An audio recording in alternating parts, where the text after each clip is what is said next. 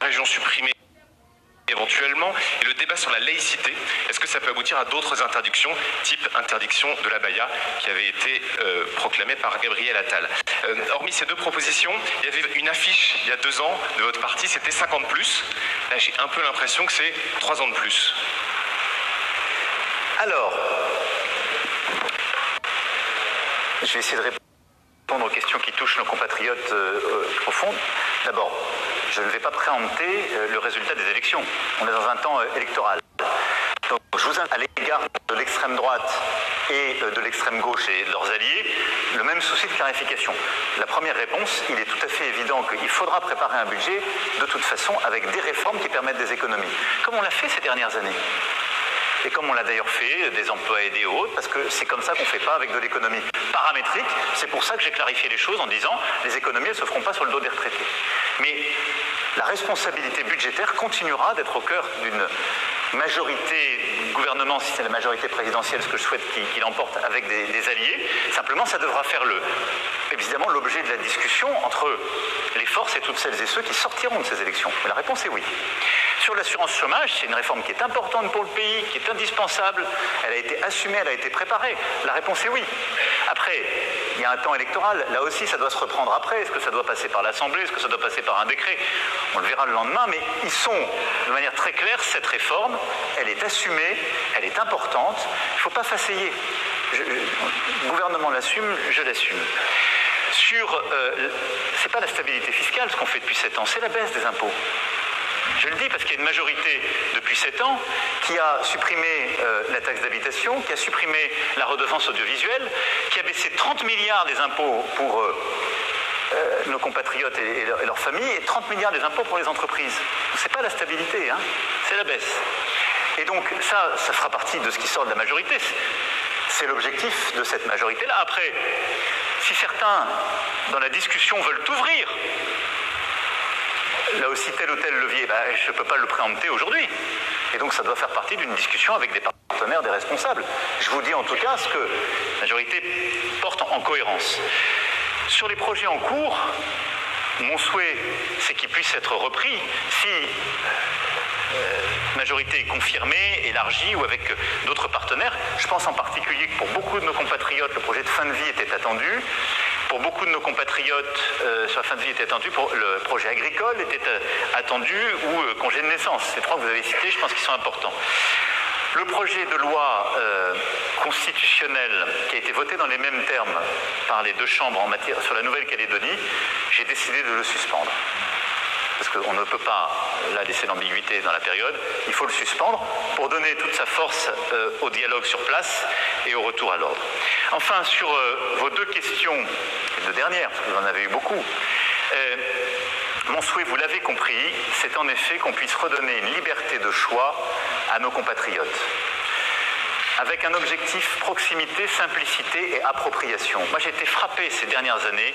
Dans beaucoup de régions, on a des compatriotes qui disent que la région est trop grande. Et ils ont le sentiment de dépossession parce que les centres de décision régionaux, pour la région élue et parfois pour l'État, se sont éloignés. Et ils disent que ça n'a pas de cohérence. Alors, je ne suis pas pour les découper de manière arbitraire, parce que ça a été fait de manière arbitraire. Je suis pour qu'on rouvre ce débat de manière libre et qu'on permette cette liberté de discussion, et elle est bonne. Mais qu'on la fasse aussi de manière intelligente, parce qu'on parle souvent du millefeuille. Nos élus locaux font un travail formidable. Nos maires, nos élus d'interco, nos conseillers départementaux et régionaux. Mais on voit bien qu'on a trop de niveaux, avec des compétences qui s'entrechevêtrent, qui sont plus lisibles. Je pense qu'il faut qu'on ait un bloc communal et puis qu'il faut qu'on ait un bloc, je dirais, territorial. Et c'est ce qu'il y a derrière ce qu'on appelle le conseiller territorial, qui est de dire qu'on a une même élection avec des gens qui sont dans des cantons et qui ont à la fois une responsabilité au département et à la région. Et moi, je pense qu'il faut qu'on aille au bout de cette réforme et qu'on se dise, au fond, il y a un échelon territorial, mais il y en a un seul qui est élu entre le bloc communal et le niveau national. Et puis après, il décide de gérer au niveau de la région, des départements, mais c'est un choix de gestion, pas d'élection. Par contre, je pense qu'il faut rouvrir, fort de cette simplification, et j'ai entendu le message de beaucoup sur le terrain à cet égard. Sur la laïcité, vous l'avez noté, il y a beaucoup de choses qu'on peut faire sur la laïcité avec du volontarisme. On l'a fait sur la le ministre à l'époque l'a fait par une circulaire. Hein. Donc il n'y a pas besoin de changer la Constitution pour faire des choses concrètes comme ça. Et des contrôles, etc. Par contre, on voit bien qu'il y a une situation qui existe où on a de la pression sur des enseignants. On a des maires qui sont sous pression pour les ouvertures d'infrastructures sportives, entre telle ou telle heure. On a des présidents de clubs de foot amateurs qui sont sous pression pour jouer. C'est ça qui crée le malaise, avec beaucoup de gens qui sont des républicains honnêtes, quelle que soit leur sensibilité politique, et qui vivent sous pression sur le terrain quelque chose, qui disent les règles ne sont pas claires, et qui sont entre la demande de certains de leurs administrés, ou de familles ou autres, qui disent « nous on veut des règles claires parce que là on a l'impression que ça ne va plus », et de l'autre, des gens qui disent « mais nous on veut pouvoir vivre dans la diversité ». Il faut clarifier ces règles.